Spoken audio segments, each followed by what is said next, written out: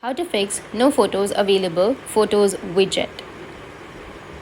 So if you want to fix no photos available problem on your iPhone, then what you need to do is first you need to open up your settings. After opening your settings, you need to go with your name. From the name you can tap on iCloud.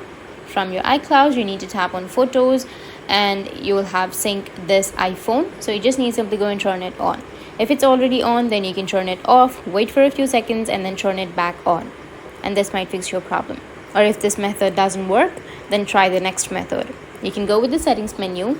Under your settings menu, you can scroll all the way down and you will find apps section.